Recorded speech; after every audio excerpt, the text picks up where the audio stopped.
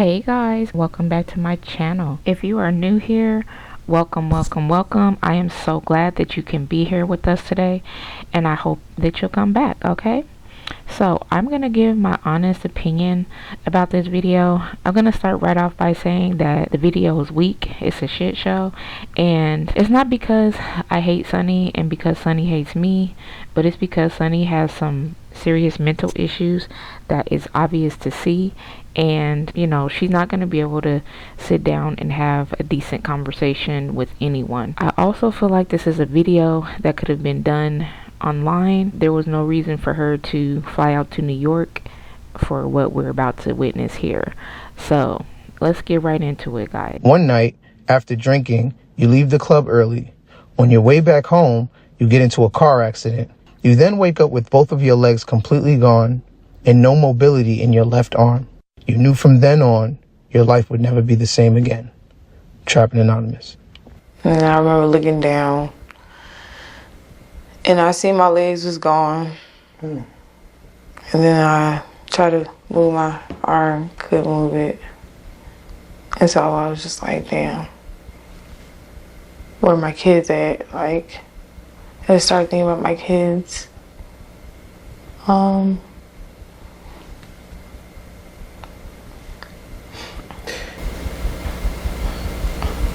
Hey, Sunnee.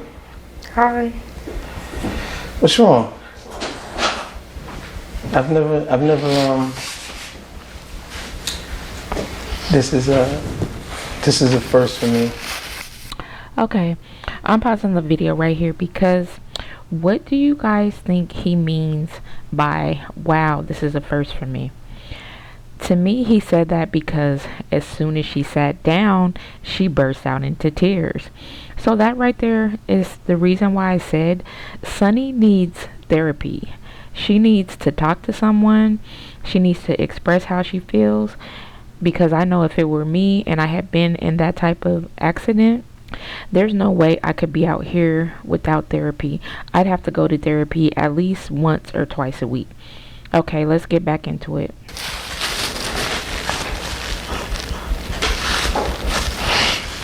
This is a first for me. How you feeling? I don't know, we about to find out. About to find out. Okay, so what's your name and why is your story important? My name is Sunnee. My story is important because it can happen to anybody, but I think the way it happened, it could be underestimated because I don't know, maybe it's more people like me, they just don't come out. But Bring me back to that night.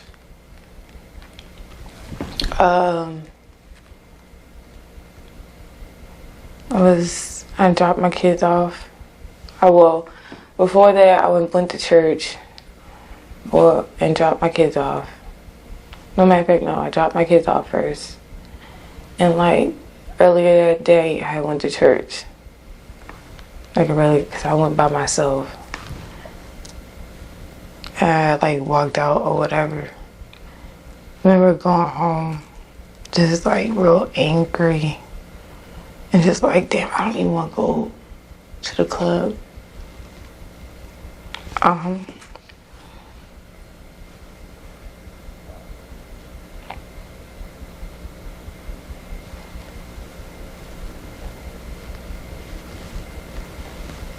want to take a minute? No, and I remember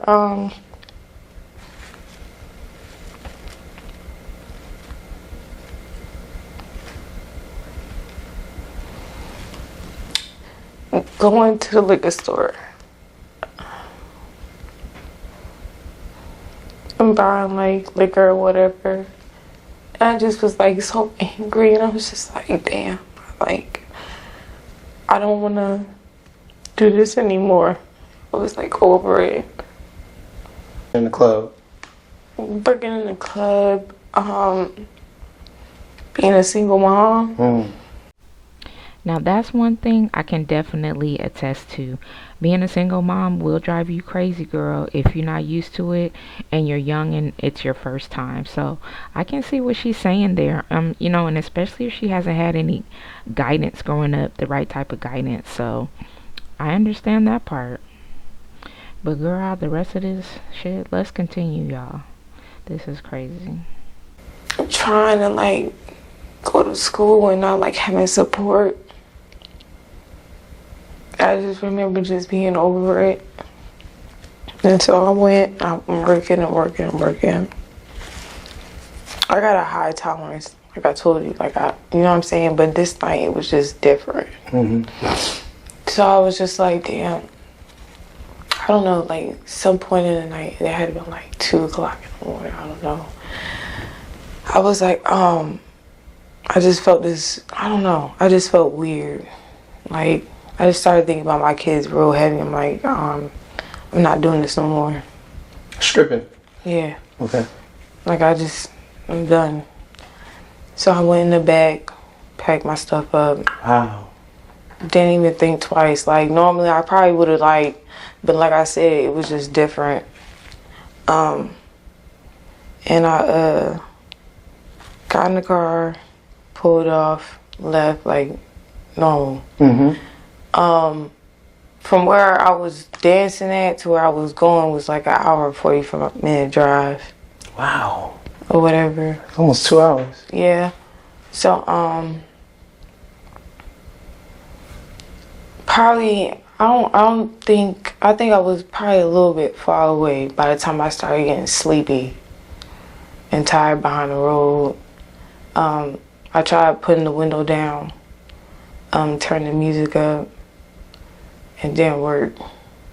Normally I would have pulled over, but the dude I was dating at the time, he just didn't like me sleeping on the side of the road because anything can happen or whatever. And I just... Okay, let's pause right here. Because it sounds like to me she's trying to blame her ex-boyfriend for her accident. Now, correct me if I'm wrong, y'all, but didn't she say before that he didn't want her driving while she was tired? And now she's saying he didn't want her pulling over and taking a nap. So, girl, which one is it? It sounds like you're trying to blame him for your accident. I don't know. I was like, all right, let me just keep trying to go. Next thing I know, when I woke up, or I just remember lights being flashed in my eye, like, Miss Coxon, you've been in a terrible accident. You had Prisma Health, such and such, we're here to take care of you. And I went out. Wow. Okay. Sort of what happens next from your recollection to what do you remember? You go back out and then I woke up. It was real bright. I remember looking straight and then looking to the right, and I seen the sun shine through the window. But it just, I don't know, it was just so bright. And then I remember looking down, and I seen my legs was gone. And then I tried to move my arm, couldn't move it. And so I was just like, damn, where are my kids at? I started thinking about my kids.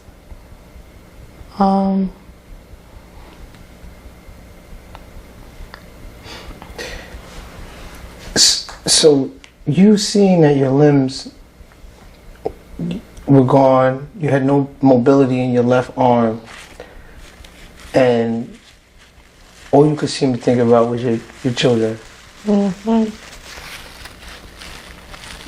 Your main concern wasn't even, I'll never walk again. It's powerful. When I think back to what you had said in the beginning, you were already on your way out the door. You didn't want to dance anymore. You didn't want to sort of live that life anymore. You wanted to get out of the club and to sort of see what you endured, what you went through, has subsequently taken you out of the club, removed you from the club. It's like, I can't help but draw that parallel to like, whatever you were feeling in your spirit at that time, it still has come to pass. Exactly. I feel like that feeling she was getting that night was a warning, but she didn't take heed to that warning. And what he's saying is that it's like evident that whatever was going to happen that night was going to happen. So you didn't take heed to the warning, and girl, here you are. It's kind of surreal. It's like crazy. So where you won't be in the club anymore. You know what I mean? Like there's more of there's more purpose out there for you. There's more things for you to get done that don't involve maybe exotic dancing. Mm-hmm. What were some of the things that made you feel like, I don't want to be doing this anymore? The fact that I birthed 2 girls. Mm. My mom, my birth mom, she did what I did. Mm. But I didn't find out until like later on down the road. Right. As I got older, because you know, as a child, when you're adopted, you tend to be curious or whatever the case may be. So I found out, and I was just like, I gotta break that cycle.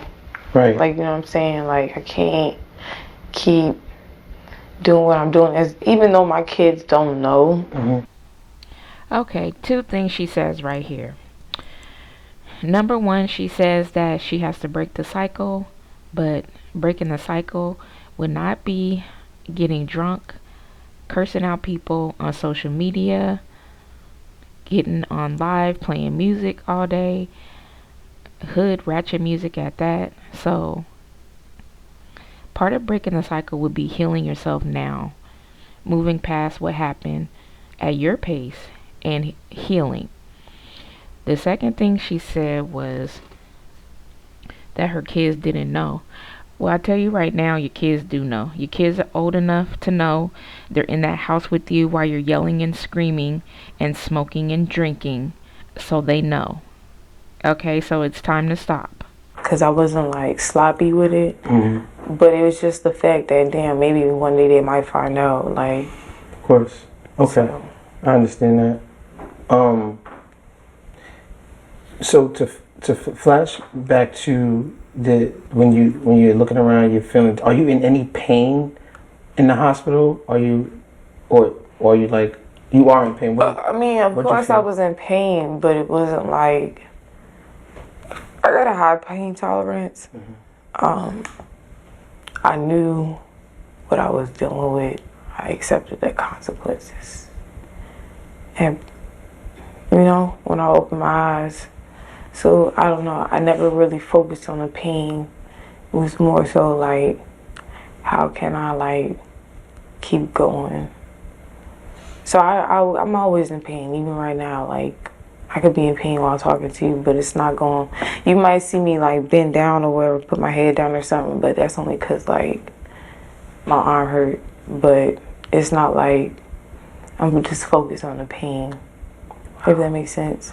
No, it does. It just takes an incredible amount of strength to be able to not only do that, but just to even recognize what you have to endure at this point.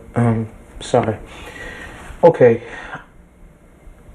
Did you carry out the night business as usual, or were you sort of interrupted by your thoughts and said, I'm going to just leave in the middle of this session? My thoughts. I didn't want to go in the beginning. Right.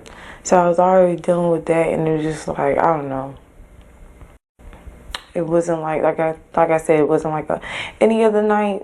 I could go in with that feeling and just work past it, but just something about this night was just like, nah. Did you hit anybody? Yeah. Who'd you hit?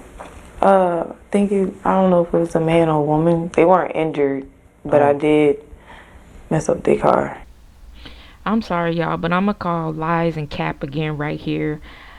You knew if it was a man or a woman. You knew if they were injured, and I believe you injured more than their car. And I really wish we could find out who those people are and talk to them and ask them, because I don't believe that. I believe those people was hurt. You want us to believe that you lost your legs, but you just messed up their car and they weren't injured. Girl, please stop lying. Let's go. Let's continue. What was the full extent of your injury? Um, double amputee, so both legs amputated. I have a brachial circumflex injury, so my arm is dislocated and the shoulder blade is broken, shattered. So I still have feeling in my arm and my legs, but I just can't like move all the way. Like never been like, oh, you'll never walk again. But I do got a lot of nerve damage.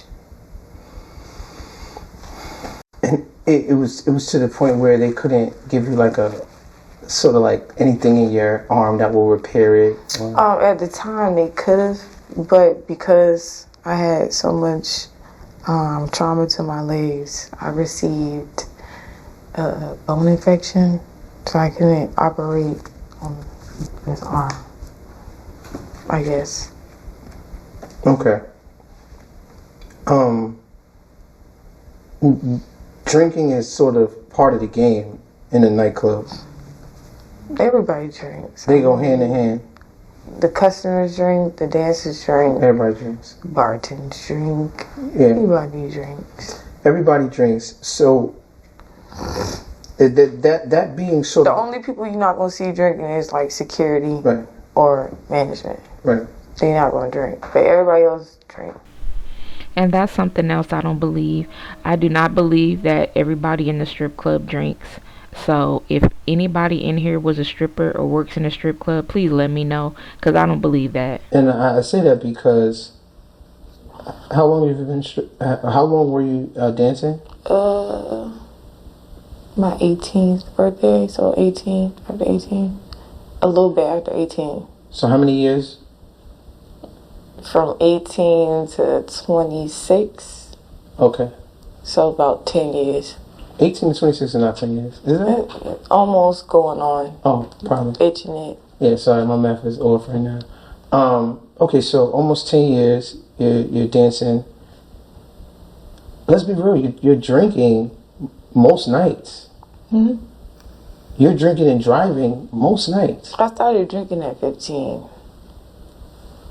So this was common. Yeah, like the way I got home, my first night really getting was by a drunk driver. I was surprised I got home because I remember like being drunk, laying down in the seat. I was the girl. Like Throwing up. Yeah, so like I remember going home, and this is in Anchorage, Alaska. You gotta think snows everywhere. This is where? Anchorage, Alaska. What? Yeah, my first time I really like get fucked up, I was in Anchorage, Alaska. Okay. So we surrounded by snow. Up there, people drink. Right. Heavily. I was getting drunk around like 26-year-olds, 15. Wow. So I've been hanging around grown people. So it was common for me. This is how I adapted. This is how I learned. So, yeah, I made it home that day and went to school the next day. Like it was nothing. I guess. I had my friend mama, like, she kind of like condoned in the shit.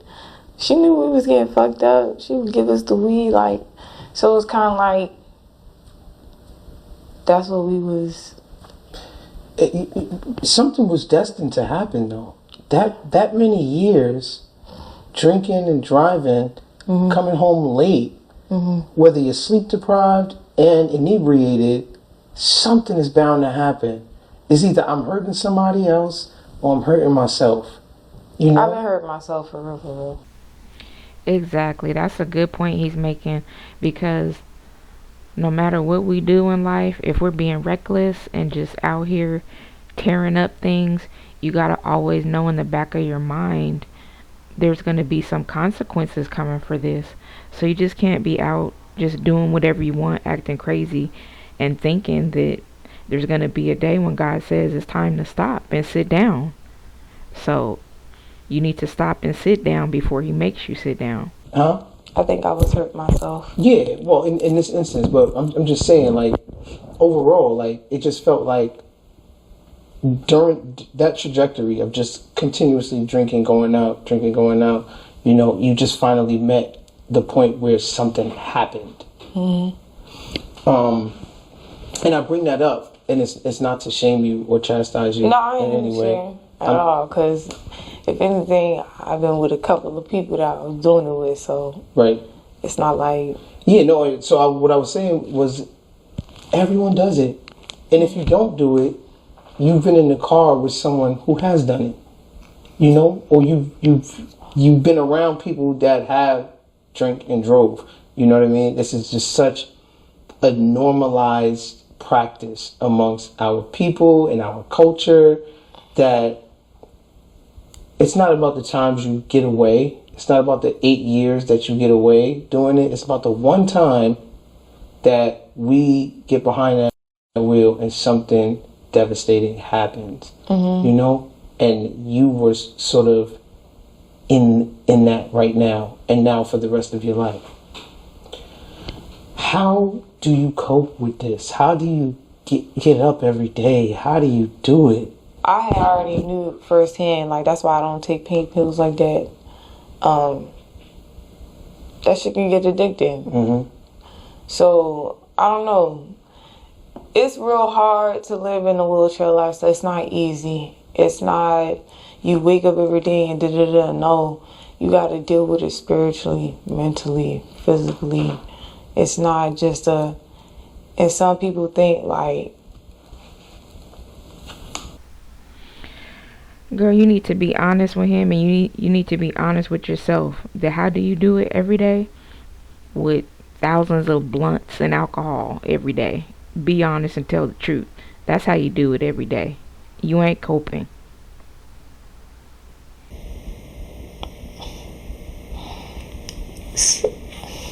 Let's take your time.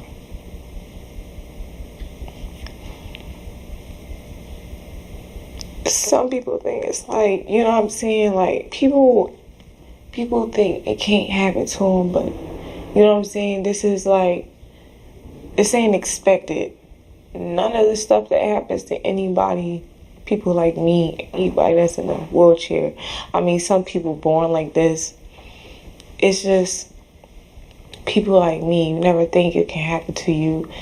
And some people can't grasp that. Some people can't, you feel me?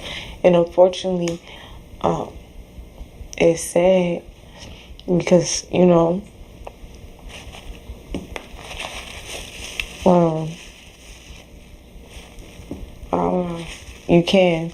There's a lot of people that get in disabilities, get in a disabled body and keep going and keep flourishing, keep, you know what I'm saying, tackling goals, but some people it's just hard. So, yeah. What was sort of the hardest day for you, if you could remember, after the accident? What was... Not being able to see my kids. Not being able to be with my kids immediately. Who took your kids? At the time of my accident, my kids were with my baby daddy's mother. She didn't want to get my kids back. Wow. Because I guess she already knew, like, what time it was. Mm-hmm. Once I get my kids back, it's a wrap. I'm gone. You know, my mama and daddy stay in Atlanta. My daddy coming for me, and he coming for my kids. So she already knew, like, she wasn't going to see her grandkids for a minute unless I bring them up there. Where did this accident happen at? South Carolina, Columbia. South Carolina. A little bit, yeah. So there is a relationship with your dad. I know you mentioned that you were adopted. My adopted dad. Oh, your adopted dad? Mm-hmm. Okay. I have his last name. Oh, okay. Yeah, she's talking about the father who she doxed on YouTube recently and who he asked her to not order food in the middle of the night because it was late. And when he brought it down to her, she said to him, I ain't asked you to get shit. I ain't asked you to get shit." And he said, "This is my house." And she said, "I didn't ask to be here." You know, just so very disrespectful. After all that man has done for her, provided a roof over her head for her and her kids, and she talks to him just any old type of way. Couldn't be me, honey. She'd have to get out of my house. Let's go. So what was sort of your upbringing like?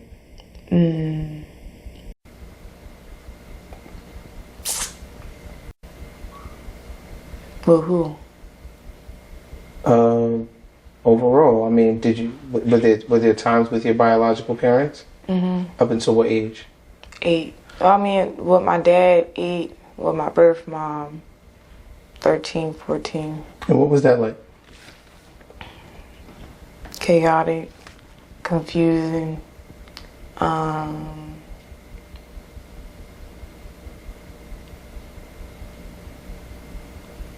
painful. Why do you say painful?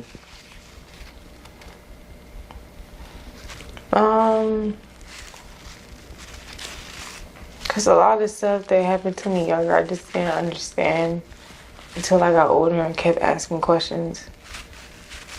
And Can you talk about it?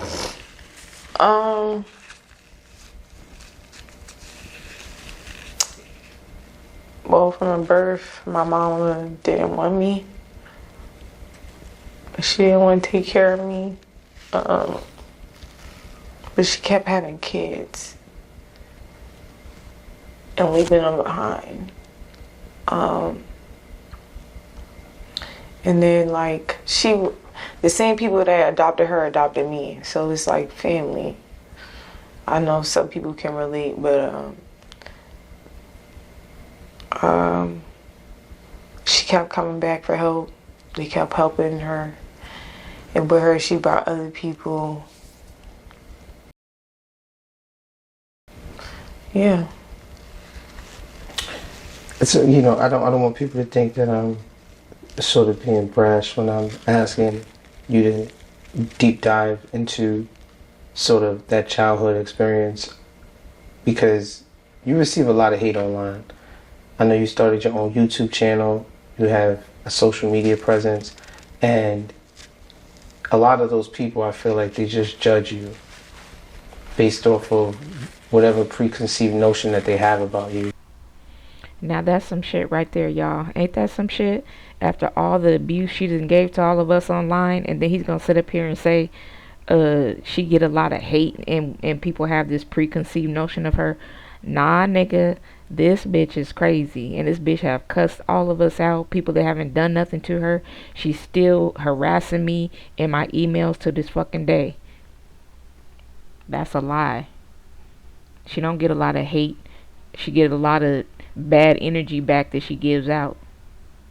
I want this to be an opportunity for them to see the real you, you know, and not just angry online, going back and forth with people and things of that nature. You know what I mean? There's a human being behind that screen.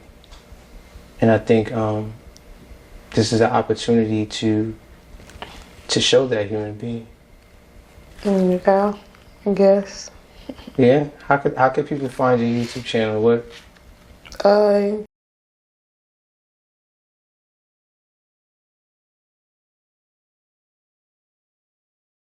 How'd you get that name? I gave myself, well, I cut Sunnee short from Sunshine. I used to get called Sunshine through a teacher, homeschool teacher, elementary teacher. And then I cut it short to Sunnee when I started dancing, and too many people had Sunshine. It's like, I'm gonna just call myself Sunnee and spell it different. And then I came up with Solid because I used to fight a lot. I used to fight niggas, bitches, dyked. Why? What was this? Was there anger issues? Was it? Why would you fight so much? Because I was always a new kid on the block. Different, look different. People say I'm pretty, but I'm not no da-da-da-da. What's da-da-da-da? Cocky bitch. Oh, okay. I don't know. I don't know. People don't like me.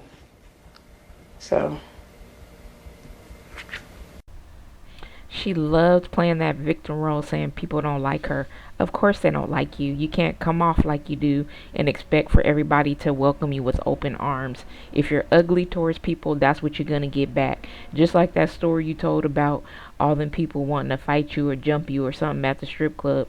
Well, why do you think? There's something that you did. Let's continue. I hope everybody's doing okay. After your accident, did you feel like people started to treat you differently? Maybe friends, maybe family, maybe guys you dealt with?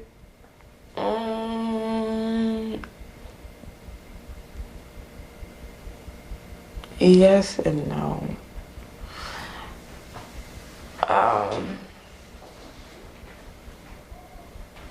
If they did act funny, it's because they didn't know how to deal with what I got going on, which is understandable. It's not every day that you are introduced to somebody with this type of lifestyle.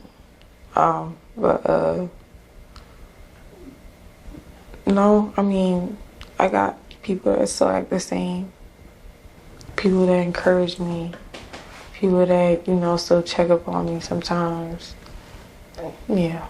Are you still dating? Are you able to meet guys and, go out and do those things? I've dated, but I'm not focused on it. I feel like a lot of people would wonder, are you still able to be intimate after your injuries with men? Y'all, I will never ever for the life of me understand why people ask her this question. And I also want to know, do you guys think if a woman was interviewing her, she would ask her if she's still able to have sex? What kind of sick mess is that? I don't understand. I don't like her and she don't like me, but that's disgusting and disrespectful. And I don't understand why people think it's okay to ask that question. Because if it was me, I'd be like, why? Like, it's none of your business. Unless me and you are going out or something. Sick creeps.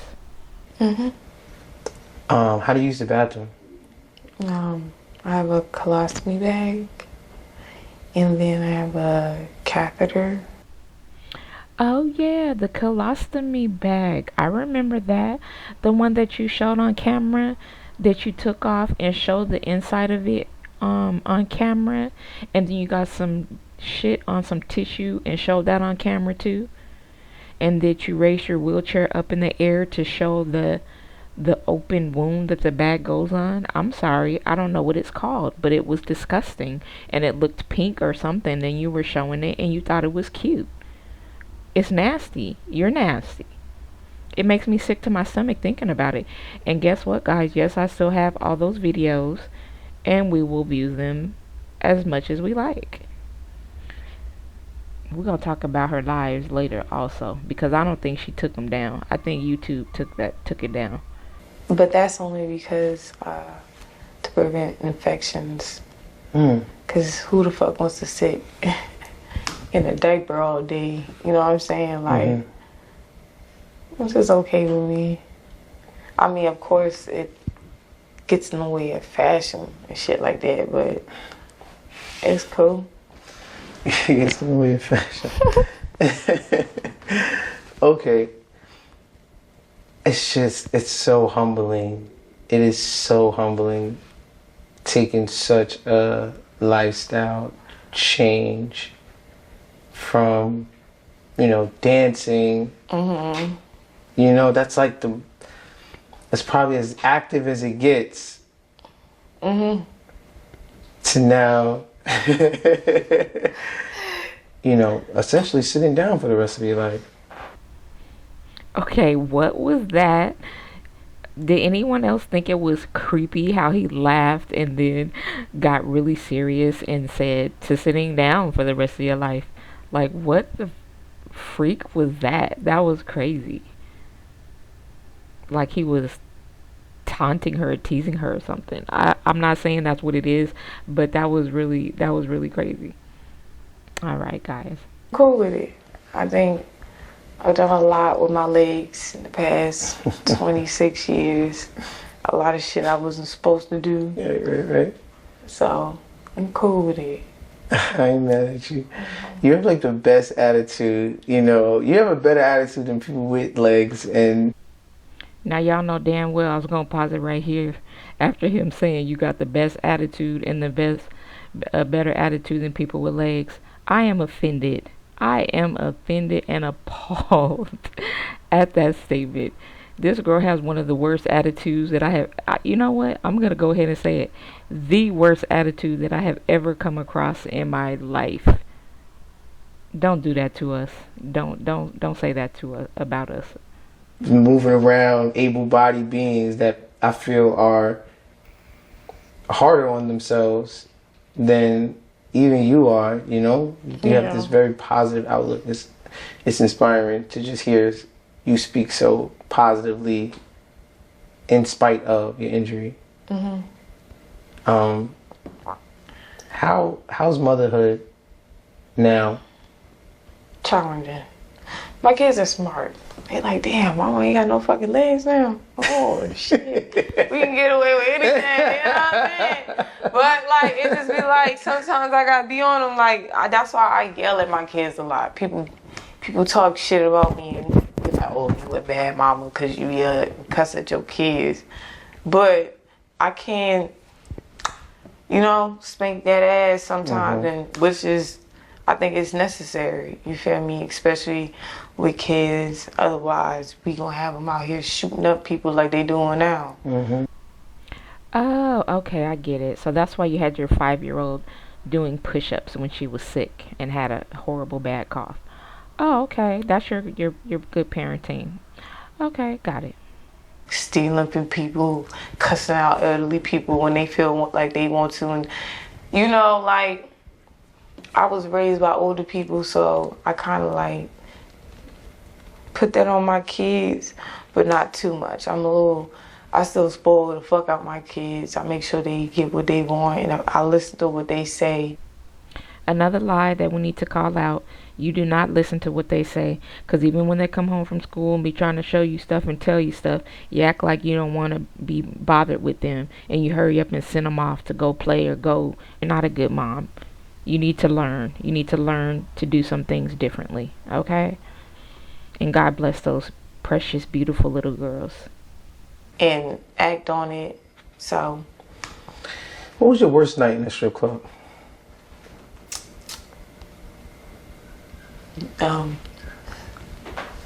Getting jumped by blood. Why'd they jump you? Cause they was stepping all over my money. I'm like, they was celebrating or whatever, but they was stepping all over my money. And I'm like, damn. I know y'all see me dancing, like y'all see my money right here, like, so ain't none of y'all y'all just gonna step on my money. And I felt bitch. I was like, and then when I tried to bend down to pick up my money, the little bitch was putting her knee in my back. The fuck going on here? Like, so I remember going to the back, getting myself, I'm like, fuck this shit. Like, this is one of them days where I'm like, I don't want to be here. Like, I already don't even want to be here. And y'all motherfuckers is being rude and playing with me and shit. Like, so I remember going to the back, the little bitch, oh, you, I said, don't even worry, I'm going outside.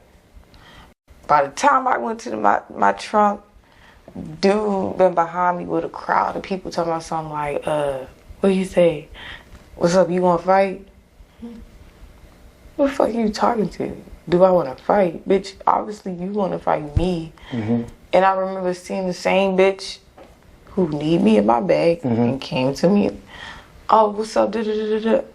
So she just standing there looking stupid. Just obviously that meant for you to whoop my ass. She was just standing there, so I swung at her. And then ended up being a rebel. Were you injured? Yeah. I walked out of it with a black eye. Would you consider yourself a hothead? No. You just mess with people that mess with you? Mm-hmm. What was your best night in the club? My birthday. My 26th birthday. Yeah. What made it so good? All the homies pulled up. A lot of people pulled up. I made a lot of money. I ain't never had like a birthday celebration like that growing up and stuff like that. So just like, and it was significant because the year before I even had my accident. That's the last birthday I really remember like turning up with. So. Was there an exit strategy for you? Was there an exit plan? Or did you feel like you'd be doing this for a long time? No, I was trying to be a barber. I was in school for barbering.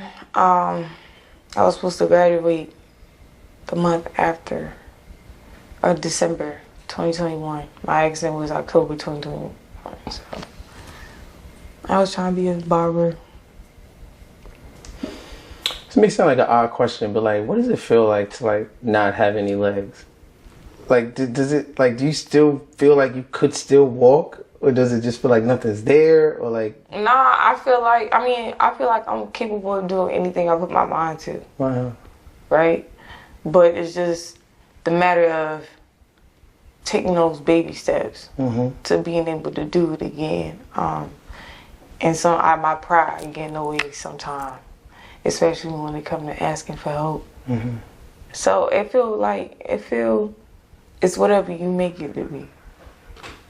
Because you could get like prosthetics, or you ain't doing all that. I feel like if God wanted me to have legs, I still have my legs. Like I'm just not with the whole. That shit look painful when you guys stand on them shit. Like that shit don't even look normal. Can you still drive? Yeah, I mean, I know everybody be like, oh, but you can't move your left arm. I can still be able to drive. It's just a matter of me taking those adaptive driving courses. I already had a DUI previously. So my accident, suspended license, driving without insurance. But for like a couple of years, like 2-3 years, I was paying like $1,000 over in insurance. I got tired of that shit. My insurance was high as fuck. Oh yeah, my insurance was like $1,000, probably like $1,200 to $1,500. Yeah, nobody wanted you to drive. The insurance. What you talking about? Because I paid that. I was paying that. But $1,500 a month. Okay, but they wouldn't have been offering the price if they didn't want me to drive. Do y'all notice that she's becoming to get agitated? She's messing with her hair. She's getting a little snippy with him. I don't know what that is, but she does it regularly, and then she just flips into this mean troll. But they're increasing the price because there's so many things going on. It was only 2. 2 DUIs. No. What are you talking about DUI? No. The first time I got hit with driving over 35 in the school zone. Second time, I just so happened, I don't know, I was driving with my military friends. They had me driving. I've been on the whole opposite side of the highway. I don't know how the fuck the swerve, like, you know the 2-way highway? This in North Carolina. Like, the nigga been on the whole other side. I've been on this side. By the time he get behind me, I know I slowed down. I was about, at least like 45, 48, whatever. The nigga been behind me and he been like, he basically hit me with speeding. I got a couple of speeding tickets. I might be heavy behind the wheel. Okay. And there it is. You guys see her starting to grab her head, starting to get really pissed off. And not soon after this, the interview is going to end, because I'm telling you, if he would have sat there with her for another hour or so, y'all would have saw some real crazy stuff come out. Besides the obvious, how has your life changed? I can't. What's something that maybe you didn't expect, or we wouldn't expect to have changed about your life, that you would say is different? Just how I gotta live. My day to day. What I can do, what I can't do, what I know I shouldn't be doing. It's really no different. I'm still breaking barriers. I'm still doing shit I know I ain't supposed to be doing. Like what? Talking to you, sitting here this long, you feel me? Like, just, you know. Why is this something you're not supposed to be doing? Because, like, alright, when you in a wheelchair, they recommend you not to sit up for a long period of time. Pressure ulcers, shit like that, you know. I can't move my leg. Blood flow's not the same. So, I'm not supposed to do that. But I do it anyway. I didn't know that. Well, thank you for being here. I mean, It's not your fault. but I am grateful that that you are here. I remember asking, do you think men like sort of fetishize over you? Do you think like, because you have these weird, sick, people in the world that would want to take advantage of someone who is disabled. Do you come across those kinds of people, or the people or the guys that you meet pretty genuine, and it seems like, they have your best interests at heart?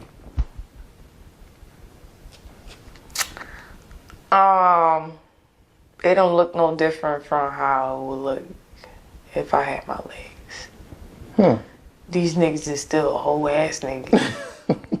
These niggas still dirt bags, ain't shit. You know what I'm saying? Sex is sex. Don't matter if people be like fetish, and I'm just like, I thought it was just a preference. Like, motherfuckers, because everybody got their own preference, naturally, right? So when people throw out the word fetish, it just be like, what, I'm fucking with a weirdo? Like, niggas only weird niggas like me or something? What you trying to say? So, I don't know. Besides this incident, what do you think was the wildest thing that happened to you in your life?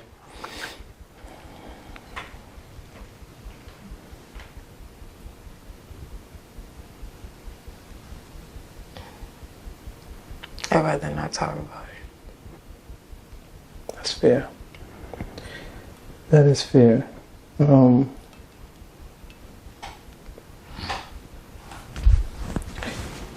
does the future hold for you? I don't know.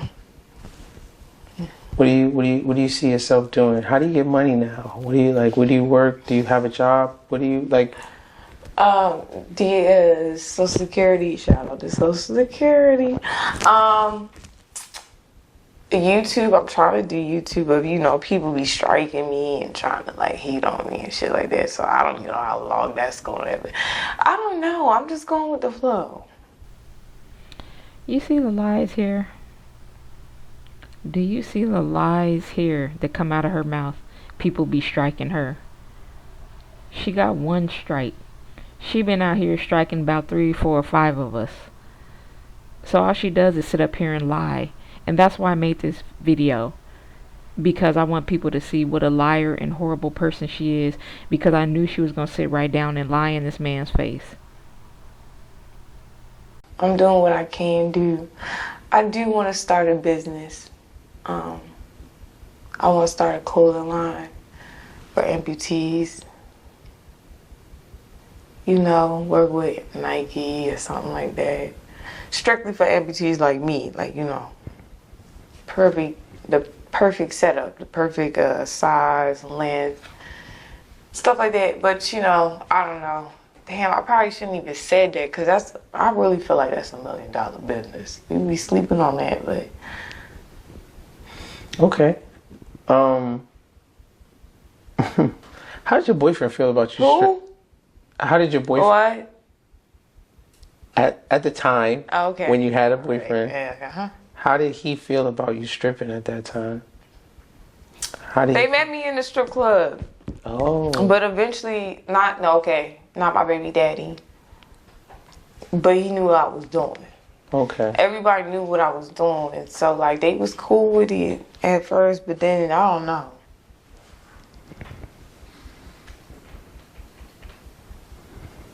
You don't know what? I don't know what happened. I don't know. Like, Okay. I was bringing in enough money. I don't know what the problem was. I